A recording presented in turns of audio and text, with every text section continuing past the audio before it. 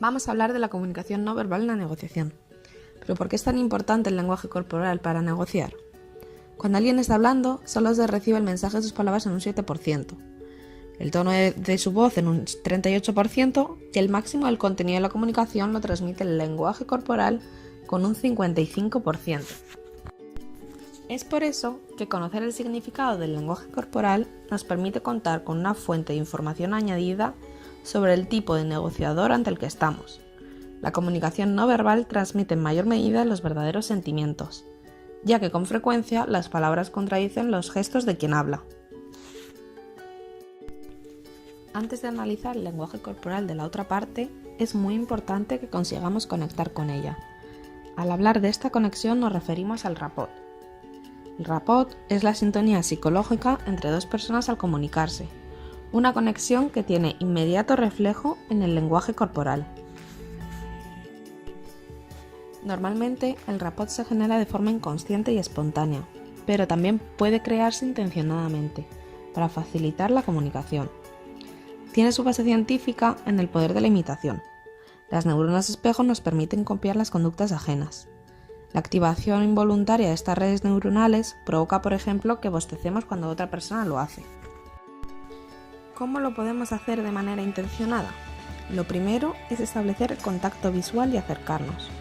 Después, sutilmente adaptaremos sus movimientos, como si fuéramos un espejo humano, reproduciendo sus expresiones faciales, gestos, postura y tono de voz hasta lograr la conexión. Cuando creas que la sintonía se ha establecido, realiza un movimiento diferente a los que realiza tu interlocutor. Si te imita, estaréis conectados.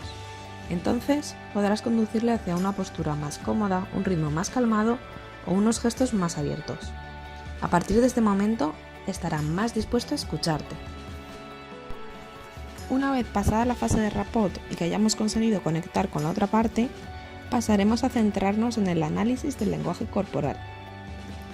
El área de comunicación no verbal encargada del estudio de gestos, maneras y posturas es la kinésica. Es en esta en la que nos vamos a centrar principalmente. La parte donde mayor atención vamos a mostrar es en los gestos de la cara. Por eso es importante diferenciar entre emblemas faciales y expresiones emocionales reales. Los emblemas faciales son aquellos que se producen de manera intencionada. Por ello nos centraremos más en las expresiones reales. Los emblemas faciales se manifiestan durante un tiempo mayor o menor al que sería expresada la emoción verdadera. Y al contrario que las expresiones emocionales, los gestos se generan con una única parte de la cara, como por ejemplo haciendo dejar caer la mandíbula a modo de sorpresa. Pero ¿cómo podemos saber la posición de la otra parte a través de su lenguaje corporal? Si después de plantear nuestra propuesta vemos que se toca la nariz, se rasga alguna parte del cuerpo, se cruza de brazos, perdemos el contacto visual o mira el reloj repetidas veces, querrá decir que algo de lo que hemos dicho no le ha gustado. Por otro lado, existen tres principales formas de identificar el interés de la otra parte en nuestras propuestas. La primera de ellas tiene que ver con hacer preguntas. La segunda con tocarse alguna zona de la boca o los labios. Y la tercera, balancear su posición hacia adelante, bien sobre la mesa o en la silla. Si se toca la barbilla, generalmente significa que está reflexionando. Si acaricia uno de los laterales de su cabeza, es porque tiene una duda a la que está intentando dar respuesta.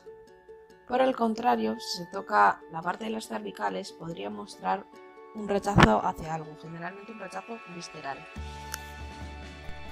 Ahora vamos a dar paso a otro bloque de gran relevancia, la detección de la mentira a través de la comunicación no verbal.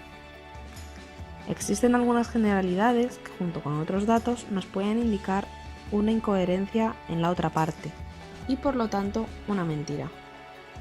Vamos a ver cuáles son las más comunes. Gran parte de las mentiras las podemos detectar centrándonos en los ojos de la otra persona. Si sus ojos miran hacia la derecha, significará que está mintiendo. Es la zona definida para los diestros como visual o auditivo creado, es decir, la zona a la que miramos cuando nos inventamos algo. Si desvía la mirada hacia otro lugar después de haber dicho algo, o si mantiene la mirada demasiado fija. También significa que está mintiendo si sus pupilas se dilatan, o si después de haber dicho algo justamente tiene un tic. Se le enrojecen las mejillas a causa de la incomodidad o le pica la nariz. Otro área que juega un papel relevante es la proxémica. Se trata del área encargada de analizar el tratamiento de los espacios que muestra el ser humano cuando se relaciona en sus intercambios comunicativos. El hombre emplea 4 tipos de distancias: distancia íntima, personal, social y pública. En el contexto de la negociación, la distancia que se aplicaría sería la distancia social, que sería entre 1,2 m y 3,5 m. Hay otro factor que debemos tener en cuenta: la cultura. ¿Cómo puede condicionar la cultura al tratamiento de los espacios de sus hablantes? Las culturas gestionan de forma diferente el tratamiento de los espacios. Por ejemplo, el volumen de voz en la distancia social en los norteamericanos suele ser menor que el de los árabes, españoles o rusos, pero mayor que el de los ingleses o japoneses. Es por todo esto que para tener una buena estrategia de negociación, la comunicación no verbal y el lenguaje corporal deben formar parte de ella.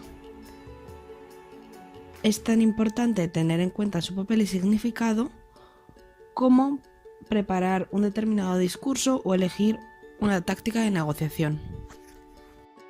Muchas gracias por vuestra atención y espero que en la próxima negociación que afrontéis, gracias a esta información, seáis capaces de conectar con la otra parte y obtener información más allá de la que nos transmiten sus palabras.